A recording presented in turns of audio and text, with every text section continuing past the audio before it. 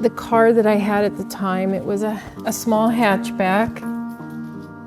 I would do everything from the inside to lay everything out. I wouldn't get out because I didn't want people to know what I was, doing.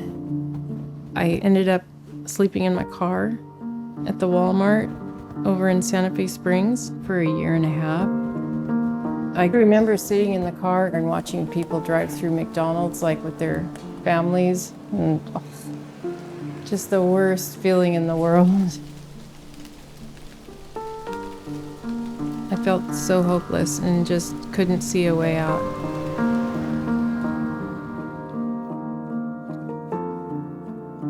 My name is Teri Ferrari, and I grew up in Seal Beach, California. My earliest memory is in my grandparents' home. There was a period of time where my mother and I lived with my grandparents.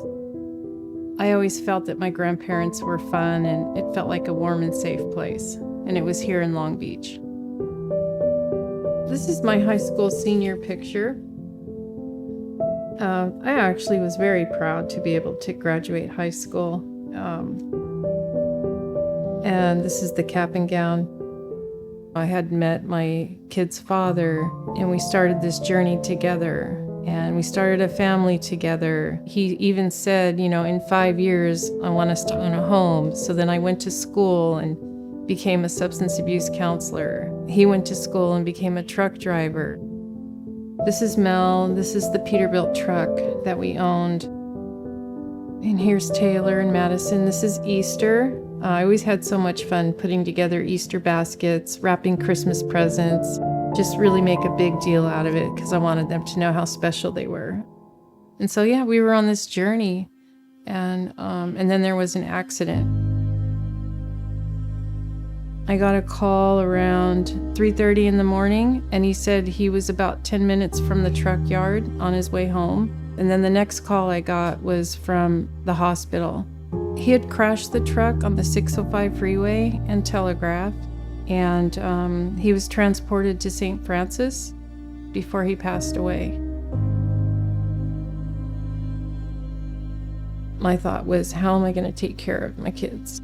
I just made just above minimum wage. So my kids went to live with family while I tried to figure things out. During that time, I found myself homeless.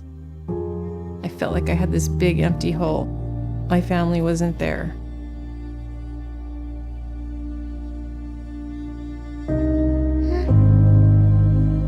Sorry.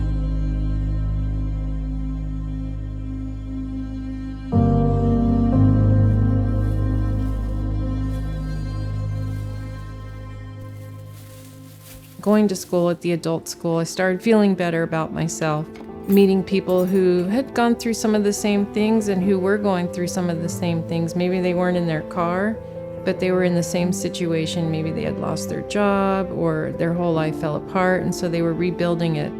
Eventually, I got a job with the County of Los Angeles, and I got my bachelor's degree in psychology, graduated magna cum laude. I didn't know what that was at the time.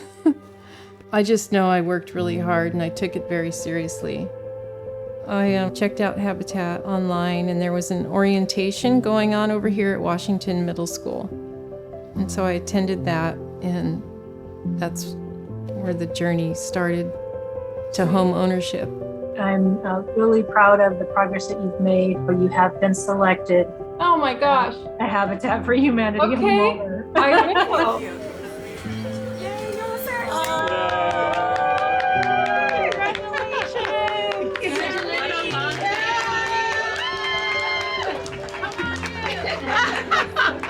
I was telling my friend this the other day, and I was in the bathroom and I'm looking at the door and I'm like, that's a brand new door. I'm like, wow, that's a brand new door. That is so awesome. My neighbors here mean a lot to me.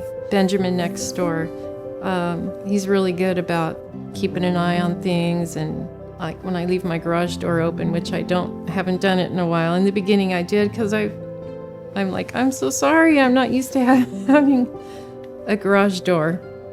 And then Miguel next door, he told me I work nights, but I'm home in the morning if you need anything. So it feels good. That is something me and the other homeowners have talked about, the feeling of this. Before my husband died, I always had that sense of feeling secure, and he was always there to say, hey, everything's going to be okay. And then I knew it would. It's not like that now. But now that I'm in my home, I'm kind of feeling like that again. And I'm realizing that hope leads into new possibilities and new beginnings. And that feels really good.